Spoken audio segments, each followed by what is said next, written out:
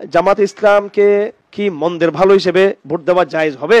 বসে বসে ভোটের দিন ইয়ে করবেন, কনসেপ্ট তেলাওয়াত করবেন, কোনো দিকে যাওয়ার দরকার নাই, গণদিক পথে যাওয়ার দরকার নাই। গণতন্ত্র একটি কুফরি মতবাদ। গণতন্ত্র যে হালাল না, এটা হারাম, এটার জন্য কোরআনের তো আয়াত থাকতে হবে। হারাম তো আপনি আমি নিজের মতো করে সাব্যস্ত করতে পারবো না। আবার কোরআন হাদিসের মধ্যে নাই ইজমা এবং কিয়াসের দ্বারস্থ আপনার তো হতে হবে, ইজমাউস সাহাবা অথবা কিয়াসুল উম্মা। এখন উম্মায়ের কিয়াসও নাই, ইজমাউস সাহাবাও নাই, আপনি এটাকে বাদ দিলেন কিভাবে? ডেমোক্রেটির যে ওয়েস্টার্ন ডেমোক্রেটিক সিস্টেম, ওয়েস্টার্ন পশ্চিমা ডেমোক্রেসির কথা বলছি। ডেমোক্রেসি তো ফাংশনাল না, পশ্চিমা ডেমোক্রেসি নিজেদের মতো করে করে। গাজায় তাদের ডেমোক্রেসি এক ধরনের, পাকিস্তানের জন্য এক ধরনের, বসনিয়া চেসনিয়ার জন্য এক ধরনের ডেমোক্রেসি তারা মানে, নিজের দেশের জন্য এক ধরনের ডেমোক্রেসি, বাংলাদেশের জন্য এক ধরনের democracy. Democracy is not ideology, it's not ideology, it the process. আমরা শুধুমাত্র এটাকে প্রসেস মনে করি।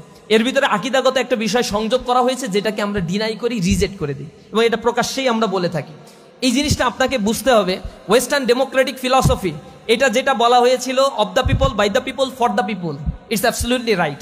জনগণের দ্বারা জনগণের শাসিত, জনগণের সরকার হবে। ইসলামও তাই বলে, কল্যাণ রাষ্ট্রের কনসেপ্টটাও হচ্ছে একই রকম।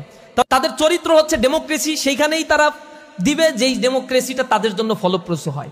তারা পাকিস্তানের জন্য ডেমোক্রেসি ফাংশন করতে দিবে না, কারণ পাকিস্তানের ডেমোক্রেসি হলে নিউক্লিয়ার ওয়েপন্স রয়েছে, পৃথিবীর মধ্যে সে অনেক পাওয়ারফুল হয়ে যাবে। এ কারণে ডেমোক্রেসি তাদের কাছে হচ্ছে সিলেক্টেড। এই জন্য আমরা ডেমোক্রেসিকে ওয়েস্টার্ন ডেমোক্রেসি বলছি। ওয়েস্টার্ন ডেমোক্রেসি লুফলস আছে।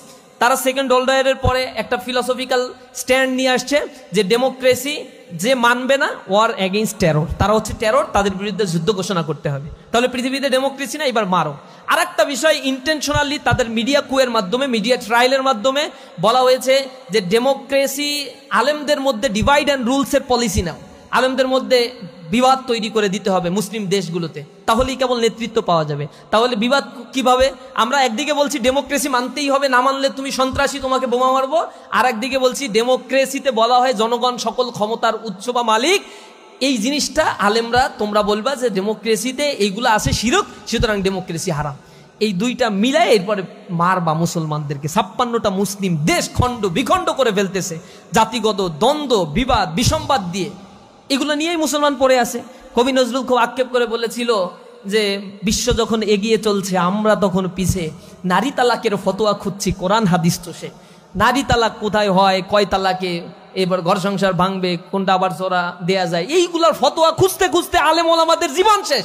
অথচ আব্বাসীয় খেলাফতের সময়, খলিফা মামুনের সময়, খলিফা মুনতাসিরের সময়, খলিফা মনসুরের সময় পৃথিবী